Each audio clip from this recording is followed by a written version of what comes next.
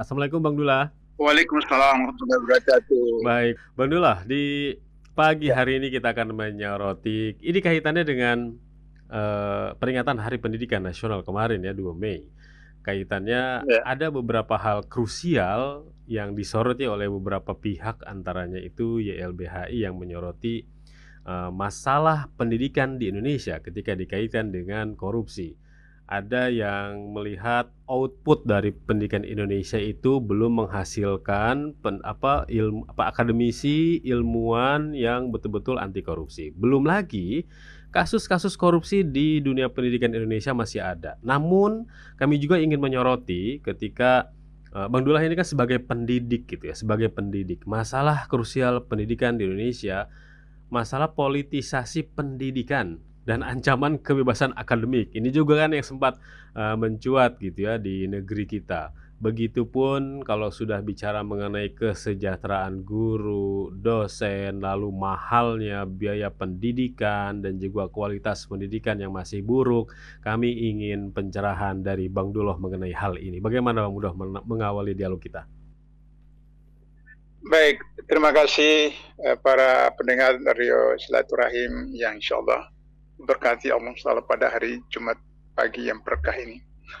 Pertama, kita harus tahu bahwa di dalam Islam pendidikan itu wajib hukumnya, baik laki-laki maupun perempuan, karena wahyu pertama yang diturunkan oleh Allah SWT kepada Rasulullah adalah tentang kewajiban belajar. A'udzubillahi minasyaitonirrajim. Bismillahirrahmanirrahim. Iqra bismi rabbikal ladzi khalaqa, khalaqal insana min 'alaq, iqra bil akram allazi 'allamal qalam 'allamal insana ma lam ya'lam. 5 ayat itu merupakan silabi, kurikulum, metode dan target pendidikan. Itu Allah sudah sampaikan 15 abad yang lalu. Tapi ternyata di dalam operasionalisasi di mana-mana di negara Islam maupun penduduk mayoritas Islam seperti Indonesia itu tidak melaksanakannya. Padahal dalam Undang-Undang Dasar 45 disebutkan bahwa tujuan pendidikan adalah melahirkan insan yang beriman dan bertakwa, anak didik yang beriman dan bertakwa. Kenapa anak didik yang beriman dan bertakwa? Karena wahyu pertama tadi itu dimasukkan di dalam Pancasila sila pertama, ketuhanan yang Maha Esa, kemudian diabadikan dalam pasal 29 ayat 1 Undang-Undang 45, negara berdasarkan ketuhanan yang Maha Esa, kemudian dilakukan dalam bentuk undang-undang seperti disebutkan di dalam ayat 2 pasal 29 Undang-Undang 45, yaitu negara menjamin kebebasan beragama bagi setiap orang dan kebebasan untuk melaksanakan ajaran agamanya, seperti itu. Nah, jadi pada waktu sekolah mulai dari zaman Portugis, Belanda, Jepang sampai sekarang itu, maka kemudian ternyata problem yang terjadi itu pertama adalah soal kurikulum, kedua tenaga guru, ketiga pembiayaan atau anggaran.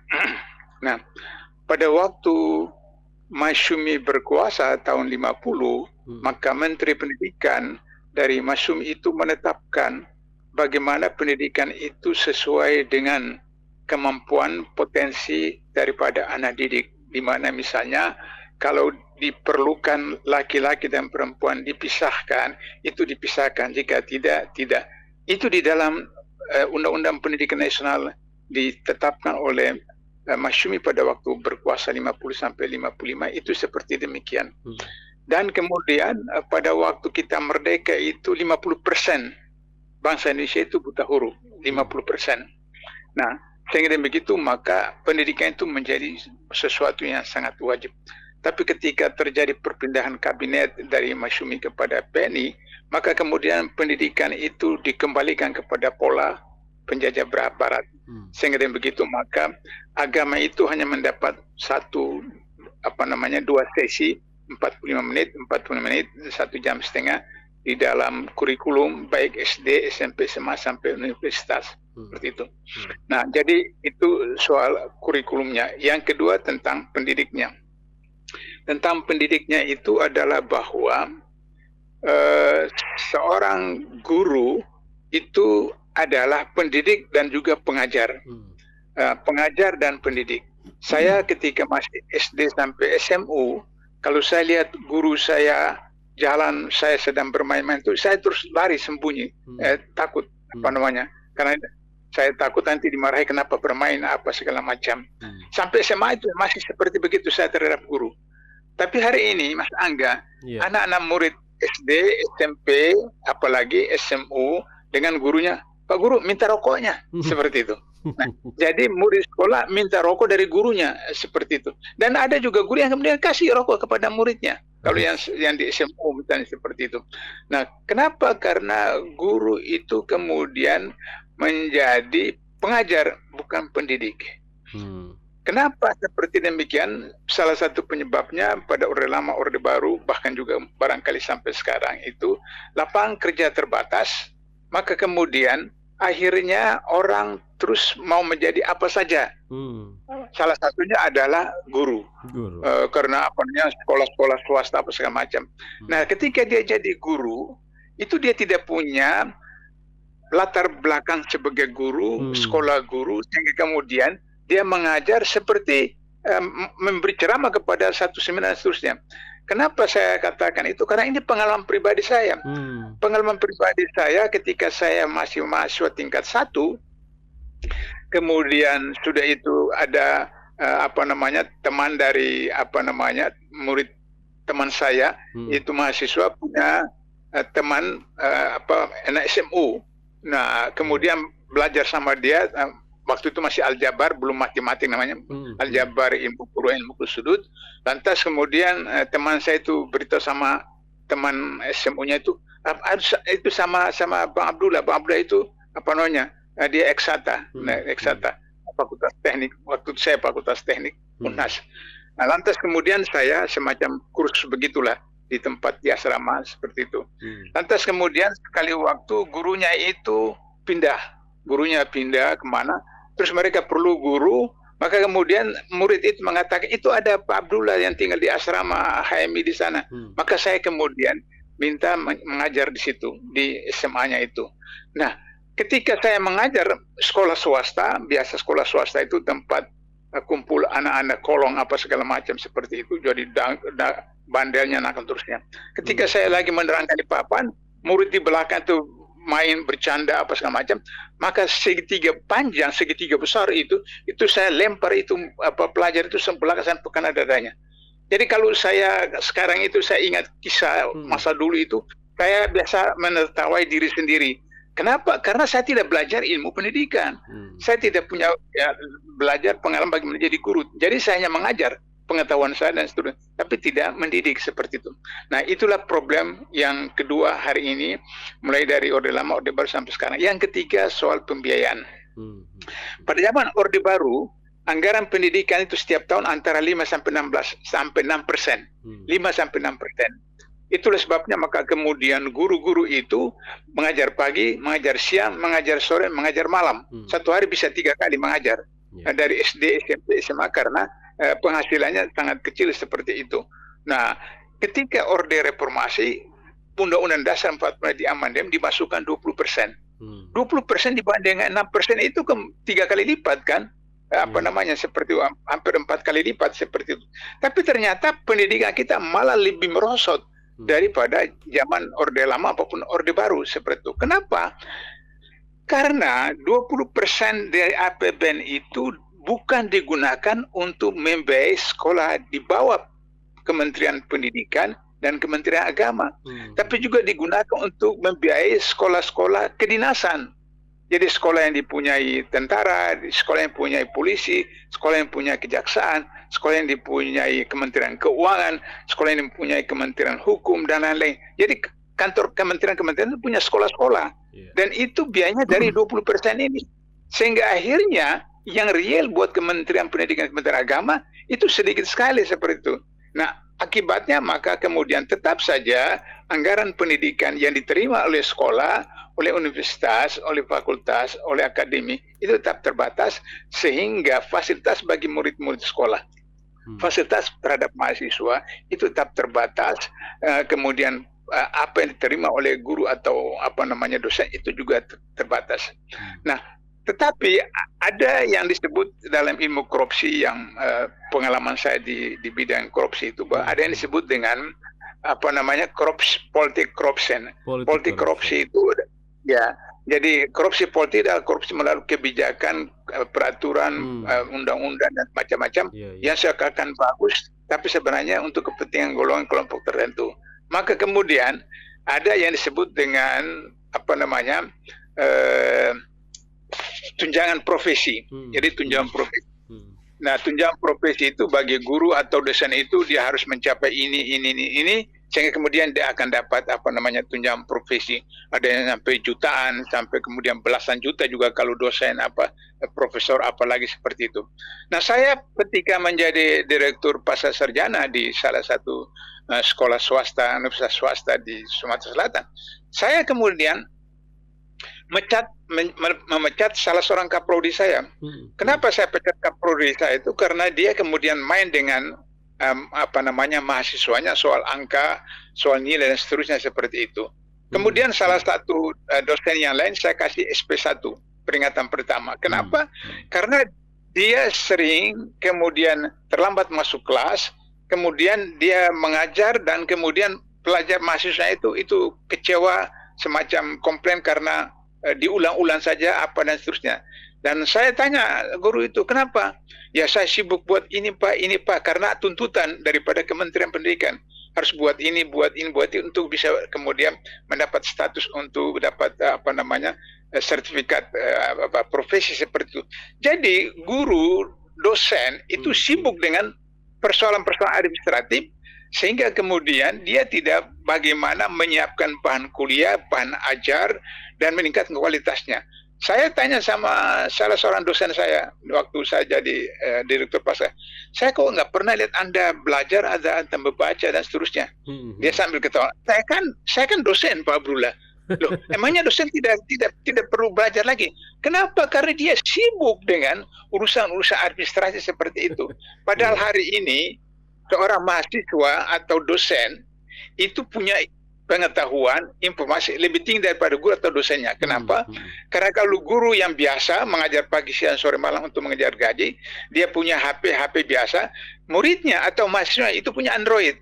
Punya Android itu setiap jam bisa mendapat informasi dari arah barat sampai timur, utara sampai selatan. Sehingga knowledge-nya, pengetahuannya, informasi lebih banyak daripada guru atau dosennya seperti itu. Nah, oleh karena itu, maka akhirnya terjadilah seperti sekarang. Yang terakhir adalah Mas Angga, target pendidikan kita itu melahirkan tenaga-tenaga pekerja, melahirkan buruh, melahirkan mereka-mereka yang mau bekerja di bidang apakah pertanian, peternakan dan seterusnya.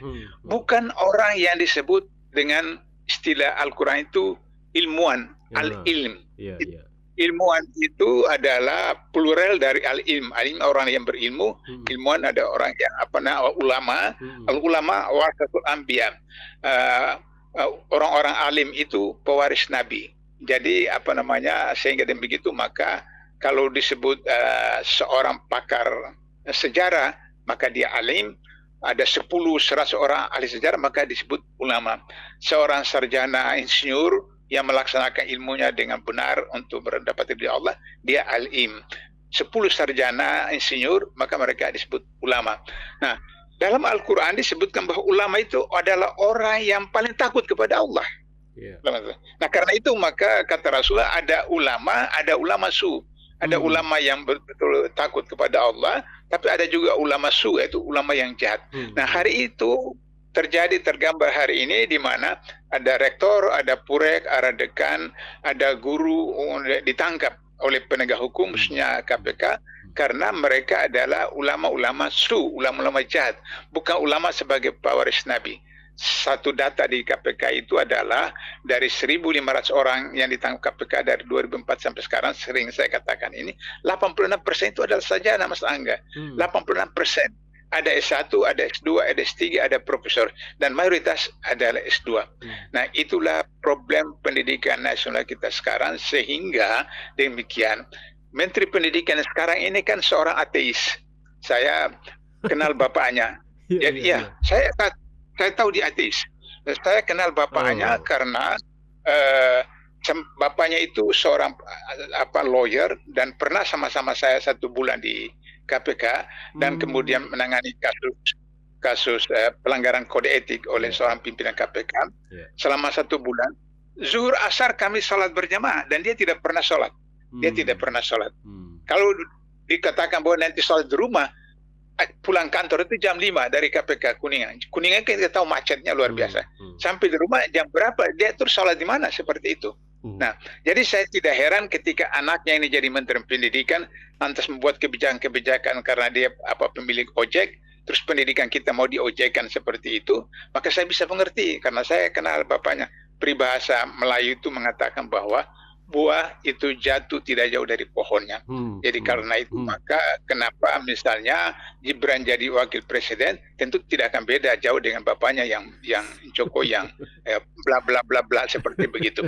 Nah, itulah problem pendidikan nasional kita.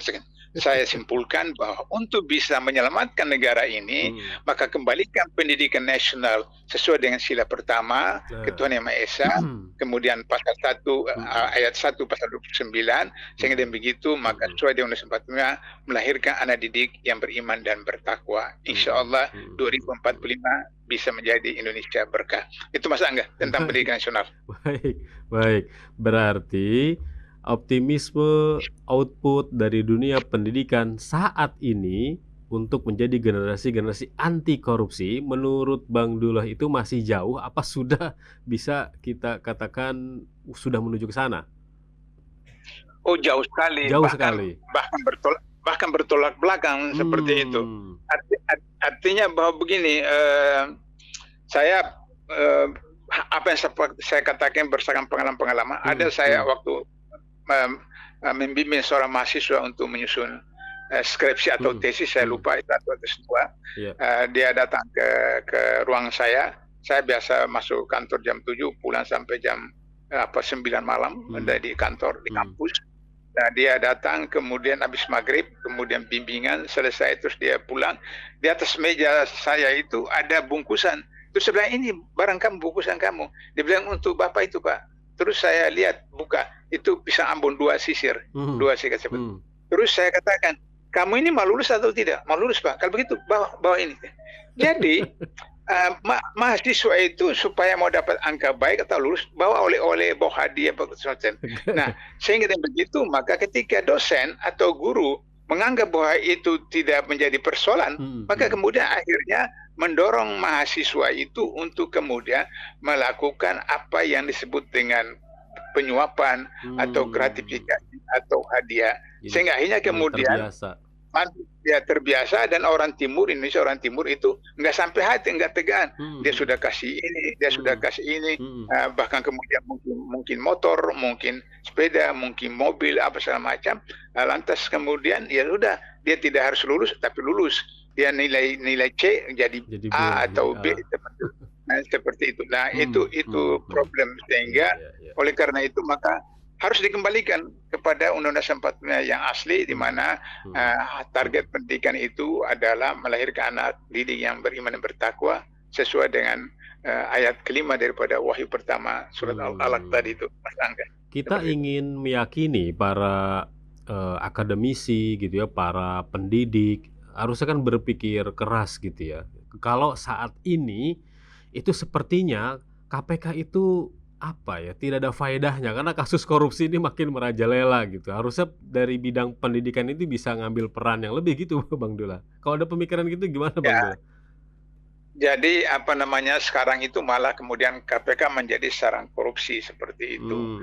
Jadi sekarang itu kan kita baca di media atau nonton di TV, salah seorang wakil ketua KPK, Nurul Gufron namanya itu melaporkan salah seorang anggota Dewan Pengawas ke Petun. Padahal anggota Dewan Pengawas ini ditugaskan oleh pimpinan KPK untuk berhubungan dengan PATK berkaitan dengan salah seorang pegawai KPK yang melakukan pelanggaran pidana, sehingga kemudian Dewan Pengawas itu minta ke PPATK tentang transaksi daripada pegawai KPK ini yang Iya. merupakan salah seorang JPU, Jaksa Iya. Penuntut Umum. Nah, kemudian si Gufron ini menganggap bahwa anggota Dewas ini melanggar job.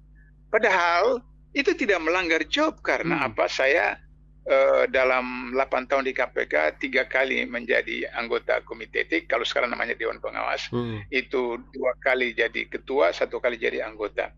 Ketika saya jadi ketua komite etik menangani salah seorang pimpinan KPK yang diduga melakukan pertemuan, hanya melakukan pertemuan, ketemu di satu hotel. Maka kemudian berkaitan dengan anggota DPR itu, Komisi 3, maka saya undang Ketua Komisi 3. Saya undang Ketua Komisi 3 ke KPK dan dia datang. Kemudian saya undang Wakil Ketua Partai Demokrat, Ketua Harian Partai Demokrat, karena anggota DPR Komisi 3 ini dari Partai Demokrat. Saya undang datang. Kemudian Ketua Umum Partai Demokrat saya undang. Itu datang seperti itu. Jadi artinya bahwa karena itu perintah undang-undang kepada komite etik untuk melaksanakannya, maka kemudian saya gunakan itu dan mereka datang. Dan kemudian tidak bisa dianggap bahwa itu di luar job komite etik, tidak, karena untuk menetapkan seseorang itu menjadi bersalah atau tidak harus cukup data, cukup barang bukti dan seterusnya. Karena itu maka semua pihak yang terkait harus dihubungi, diundang. Jadi saya menganggap bahwa Dewan Pengawas dalam hal ini tidak salah karena berhubungan dengan PPATK mengenai transaksi yang kemudian itu bisa dianggap melanggar kode etik atau melanggar undang-undang dan tidak pidana. Sehingga dengan begitu maka, dan itu bukan baru kali ini, itu sudah dari dulu seperti begitu. Tiba-tiba kenapa Nurul Gufron itu melaporkan Dewas ke Petun seperti itu. Dianggap bahwa kemudian Dewan Pengawas melakukan pelanggaran ketentuan administrasi kenegaraan ke Petun. Nah, kemudian dia dipanggil kemarin untuk hadir dalam sidang Petun, dia tidak mau, dan memang karena bukan alasan dia tidak sibuk, tapi alasannya dia sedang proses ke Petun seperti itu. Itu saja sudah menunjukkan bahwa dia punya niat tidak baik untuk taat kepada peraturan. Dan dialah yang kemudian juga bekerja sama dengan pihak oligarki atau dengan presiden untuk kemudian menuntut ke MK agar supaya masa jabatan 4 tahun ditunda menjadi 5 tahun. Seharusnya kan tahun lalu. Nah, kenapa? Karena kalau tahun lalu itu KPK sudah selesai masa jabatan pimpinan itu, diganti dengan pimpinan yang baru, maka 5 orang dari tahun kemarin itu bisa aja 1 atau 2 orang gila, maka kemudian orang gila itu memproses Gibran, memproses Kaisang, memproses pejabat-pejabat yang lain, dan kemudian bisa jadi problem bagi Jokowi. Karena itulah strateginya mengunda sampai tambah 1 tahun, sehingga kemudian Oktober, maka kemudian Jokowi sudah selesai, maka Gibran sudah jadi wakil presiden, sudah susah untuk KPK untuk memprosesnya. Jadi itu persoalan internal KPK sekarang, sehingga justru KPK menjadi sarang dari korupsi, di mana 60 orang itu membuat kesalahan, lantas kemudian mereka minta maaf saja. Minta maaf, bagaimana bisa minta maaf? Dalam Undang-Undang Tindak Pidana Korupsi, sesuatu yang diambil di korupsi dikembalikan kepada negara, tidak menggugurkan pidana. Nah, setelah kami alumni KPK itu datang protes ke sana, ke Dewan Pengawas, baru kemudian diproses sekarang. Beberapa orang diperiksa untuk kemudian diadili, disidangkan dan seterusnya seperti itu. Nah, itulah problem bahwa harus pendidikan anti korupsi diberikan mulai dari SD. Betul. Bahkan bila perlu di rumah saja. Jadi jangan kita anggap bahwa korupsi itu hanya mengambil uang negara, ambil uang perusahaan. Tidak. Di rumah seorang anak laki-laki mengambil pensil adiknya, mengambil pena adiknya tanpa izin, itu sudah perilaku koruptif. Oleh karena itu maka di rumah itu sudah diajarkan bagaimana korupsi itu dari kecil.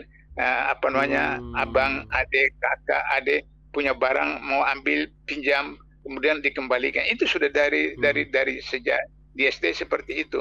Nah, sebagai cerita penutup ini, beberapa tahun lalu bagian pencegahan KPK melakukan sosialisasi di Semarang dan buat anak-anak TK. Jadi anak-anak TK itu mereka berkisah, bercerita, mendongeng tentang bapak yang soleh itu gimana, ibu yang soleha itu bagaimana, dan seterusnya. Selesai, kemudian disuruh mereka menulis surat kepada orang tuanya, apa yang mereka mau tulis. Nah, setelah sudah selesai, dikumpulkan dari 60 orang anak-anak TK itu, maka dipilih satu yang terbaik, maka diumumkan, dibacakan, isinya begini. Ayah, ibu, apakah uang yang ayah ibu pakai untuk beli baju saya, beli pakaian saya, beli makan minum saya berasal dari uang korupsi atau tidak? Coba itu. Jadi artinya anak TK itu bisa menangkap, bisa menangkap apa dong itu. Jadi kalau seperti begitu dia sudah bisa bedakan bahwa ini uang haram atau tidak, uang korupsi atau tidak. Maka ketika dia sampai SD, SMP, SMA sarjana, dia tahu bahwa nyontek itu korupsi. Masuk terlambat kemudian palsukan tanda tangan atau absen itu korupsi dan seterusnya. Sehingga sampai kepada uang negara, uang kantor, uang perusahaan dia tidak akan lakukan lagi seperti itu. Itu Mas Angga. Baik Bang Dullah, terima kasih atas dialognya di pagi hari ini. Semoga Bang Dullah selalu sehat. Insya Allah kita jumpa lagi Jumat depan. Assalamualaikum. Baik. Waalaikumsalam warahmatullahi wabarakatuh.